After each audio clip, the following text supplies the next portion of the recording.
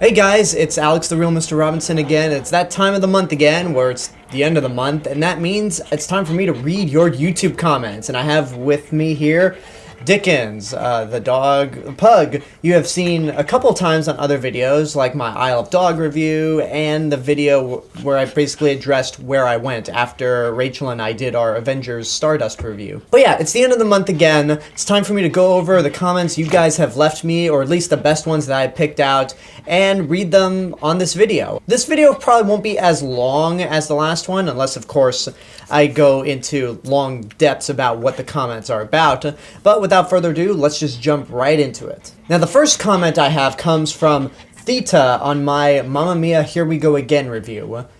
I have zero interest in seeing this or anything that's in bold remotely to do with ABBA. I have to give you kudos for sitting through this crap just for us. Well, thank you. I definitely appreciate that.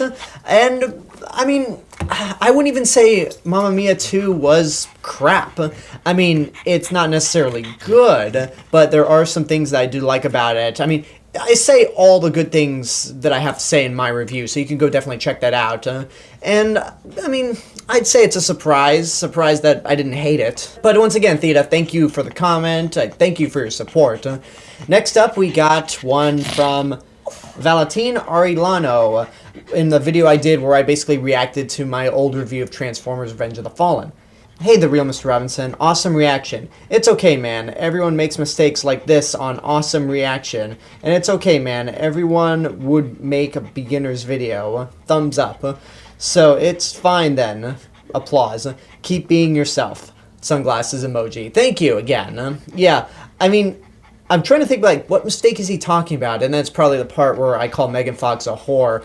And the reason I ultimately felt bad for that was because the way I said it. I just came across like this arrogant douchebag.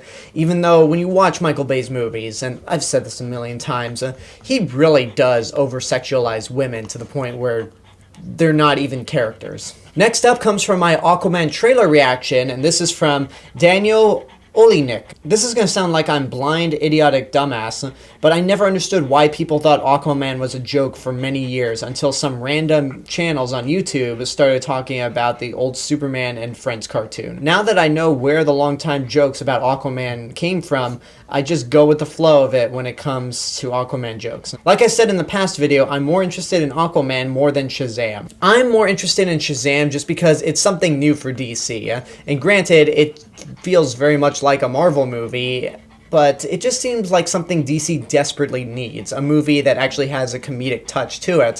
Whereas Aquaman, well, I think that has the potential to be good, just feels like Black Panther 2.0, except I don't think it's going to be as good as Black Panther. But still, with Shazam and Aquaman, I feel like the worlds of DC universe is going in the right direction. And hey, it can't get worse than Batman vs. Superman, right, Dickens? Or Suicide Squad? Absolutely cannot get worse than those two movies. That's right. That's right, buddy.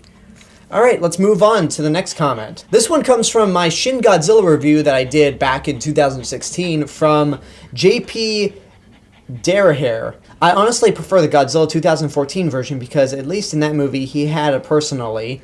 I'm reading these as they are. I can tell when the building was falling to him. I could tell he was like, oh come, give a break, lol. Shin Godzilla pretty much has no personality. He's just there to destroy humans and Japan.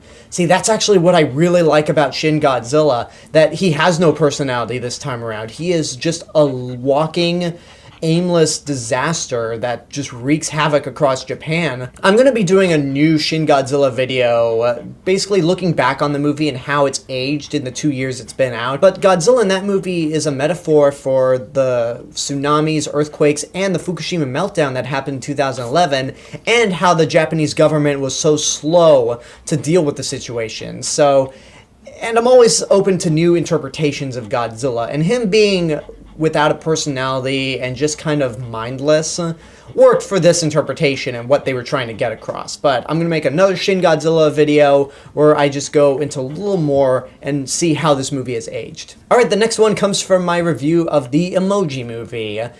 And this is from DT Mood Danish. Hey there, Mr. Robinson. I'm Dan, and I really like your movie reviews on your channel. Thank you! I briefly wanted to talk about your review for the Emoji Movie. It would be better It would be better if you give the don't waste your money rating if this movie had included the middle finger emoji and if don't touch upon the cliche of dance sequence at the end of any animated movie. So what he's saying is, would you have given this a little bit of a higher rating if it had the middle finger emoji and no dance sequence at the end? No, because you still have James Corden as the high five emoji. You still have a terrible lead character. You still have a butched message about being yourself, but at the end you kind of have to be who you were supposed to be, what society wants you to be in order to save the day. You have a company that doesn't understand how phones work. Like, trolls don't belong in a cell phone. They belong as just losers on the internet. And yeah, it just wouldn't have helped. But I will admit, if they had shown the middle finger emoji, I would have been like, wow, you guys actually went there. And while the rest of this movie's awful and not redeemable in any way, I gotta give you guys props for going that extra mile. But still, even with those things, or without the dance sequence, it would not have improved the movie in any way. Okay, the last comment, and looks like Dickens is about ready to get on out of here too. This one comes from Cartman's Fat 98. I love that username. But anyway, he says on my Won't You Be My Neighbor review, you should do a video of you wearing a sweater and tie to do the theme song. That would be an interesting video. I mean, I don't have a sweater like Mr. Rogers. I could possibly try to find one, and maybe if there's enough demand for it, or if I'm just bored, then maybe that would be an interesting thing to do, because I do remember the theme song for Won't You Be My Neighbor.